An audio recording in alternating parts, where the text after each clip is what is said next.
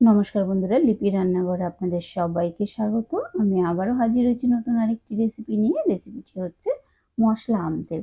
চলুন দেখে নিই মশলা আমতেল কিভাবে বানাই। বন্ধুরা, আমি এখানে 1.5 কেজি আম নিয়ে নিয়েছি, কাঁচা আম। এখন কাঁচা আমের সিজন, বাজারে প্রচুর আম পাওয়া যাচ্ছে। আমরা সেগুলো এনে নানান রকম রেসিপি করে থাকি। এবার আমি আমগুলোকে খুব ভালো করে ধুয়ে নেব। বন্ধুরা, এখানে আমি আমগুলোকে কিন্তু খুব ভালো করে ধুয়ে নিয়েছি, কারণ আমি কাটার পর আর কিন্তু ধোবো না।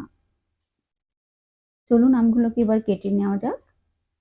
আমি একটা আমকে 2 টুকরো করব। মাঝখানে যে বীজটা আছে সেটাকে আমি ফেলে দেব।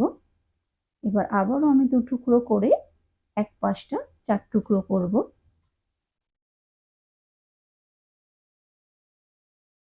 বন্ধুরা, আমি কিন্তু সব আমগুলি এইভাবে করে কেটে নেব। বন্ধুরা, আমার কিন্তু আমগুলি সব কাটা হয়ে গেছে। দেখতেই পাচ্ছেন আমি কি সুন্দরভাবে আমগুলোকে কেটে নিয়েছি চৌকো করে। এবার আমি লবণ আর হলুদ মেখে একদিনের জন্য ছাদে দিয়ে আসবো। 2 চামচ লবণ নিয়েছি, 2 চামচ হলুদ নেব।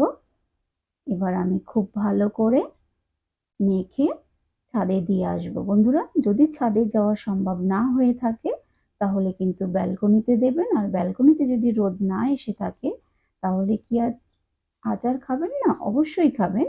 সেক্ষেত্রে কিন্তু তাহলে 2 দিন ফ্যানের নিচে রেখে দেবেন। আম থেকে যে জলটা বেরোয় সেটা কিন্তু শুকিয়ে যাবে। তারপরে কিন্তু আচার তৈরি করার জন্য আমগুলি রেডি হয়ে যাবে। এবার আমি একটা পাত্রে আমগুলিকে মেলে দেব। এটাকে কুলো বলে থাকি আমরা সাধারণত। এটা আমার কাছে ছিল, আপনাদের কাছে যদি না থাকে যে কোনো পাত্রে বা কাপড়ে আপনারা কিন্তু রোদে দিতে পারেন বা ফ্যানের নিচে দিতে পারেন। আমি আমগুলোকে খুব ভালো করে সাজিয়ে নেব। বন্ধুরা, দেখতেই পাচ্ছেন আমি আমগুলোকে খুব ভালো করে এইভাবে সাজিয়ে নিয়েছি।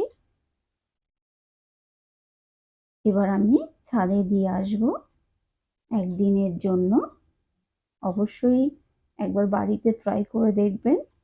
এরকম মশলা আম তেল খেতে কিন্তু অপূর্ব টেস্ট হয়, দোকানকেও হার মানিয়ে দেবে।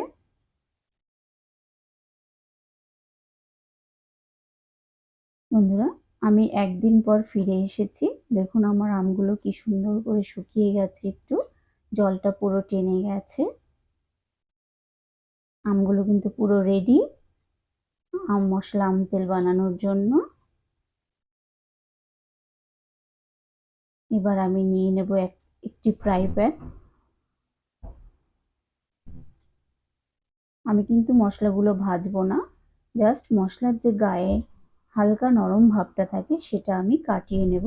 হালকা গরম করে নেব মশলাগুলো। প্রথমেই দিয়ে দিচ্ছি 2 চামচ মৌরি,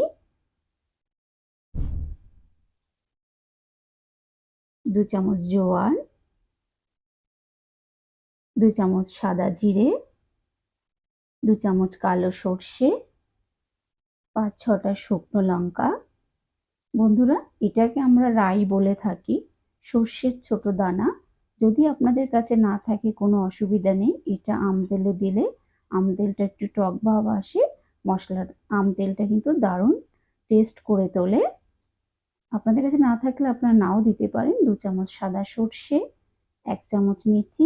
মেথিটা কিন্তু আমি বেশি দেব না, নাহলে কিন্তু তেতো হওয়ার সম্ভাবনা থাকে। 2 চামচ ধনে।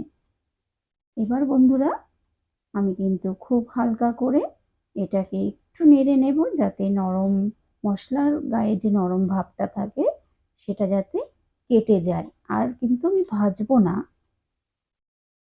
বন্ধুরা, আমি কিন্তু একটু নেড়ে চেড়ে নিচ্ছি। একদম 1 থেকে 2 মিনিট একটু জাস্ট নেড়ে চেড়ে নেওয়া। আমি কিন্তু মশলাটা ভাজবো না, আবারও বলছি। আমার কিন্তু মশলাটা হয়ে গেছে গরম ভাব। এবার আমি ঠান্ডা করে একটি মিক্সিং বলে নিয়ে নেব। সব মশলাগুলি আমি একটু মিক্সিং বলে নিয়ে নেব বন্ধুরা। এবার এটাকে আমি একটা পেস্ট বানিয়ে নেব। পেস্ট নয়, গুঁড়ো করে নেব। দেখুন বন্ধুরা, আমি কিন্তু মিক্সিং বলে এটাকে গুঁড়ো করে নিয়েছি। গুঁড়োটা কিন্তু খুব একটা মিহি হয়নি, কিছুটা দানা দানা আছে হালকা, কারণ আচারের মশলাটা একটু দানাই ভালো লাগে কিন্তু। এবার আমি মশলাটা একটা বড় পাত্রে নিয়ে নিয়েছি। এবার দিয়ে দেব 2 চামচ কাশ্মীরি লঙ্কার গুঁড়ো।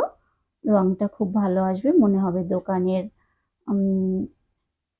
আম তেল কেনা। আর 1/2 চামচ হিং গুঁড়ো দিয়ে দেব, তাহলে কিন্তু মনে হবে খুব সুন্দর একটা স্মেল দোকানের মতো।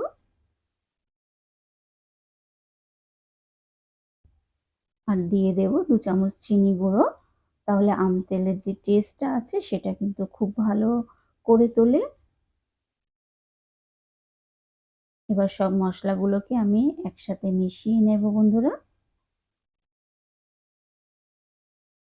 এবার দিয়ে দেব স্বাদ মতো লবণ। আমি কিন্তু লবণ দিয়েছিলাম, তাও আম তেলে একটু লবণটা বেশি লাগে, তার জন্য আমি 2 চামচ লবণ দিয়ে দিয়েছি। আর দিয়ে দেব 2 চামচ ভিনিগার। আম তেলটা সারা বছর ভালো রাখবে, তার জন্য 2 চামচ ভিনিগার দিয়ে দিলাম।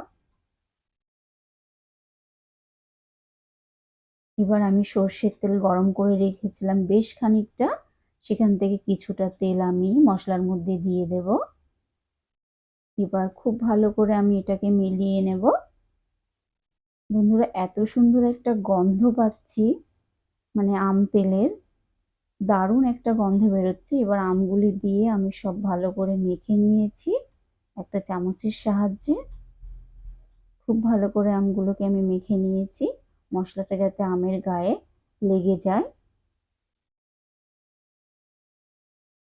এবার আমি একটা কাচের বয়েমে বা শিশিতে রাখবো। আপনারা কিন্তু কাচের বয়েমে বা শিশিতেই আম তেলটা রাখার চেষ্টা করবেন, তাহলে সারাটা বছর খুব ভালো থাকবে। দেখুন, আমি একটা কাচের বয়েম নিয়ে নিয়েছি। এবার আমগুলিকে আমি কাচের বয়েমের মধ্যে দিয়ে দেব। সব আমগুলি দিয়ে দেব একে একে। দেখুন বন্ধুরা, আমি কিন্তু সব আমগুলি দিয়ে দিয়েছি। এবার অবশিষ্ট তেলটা আমি বয়েমের মধ্যে দিয়ে দেব।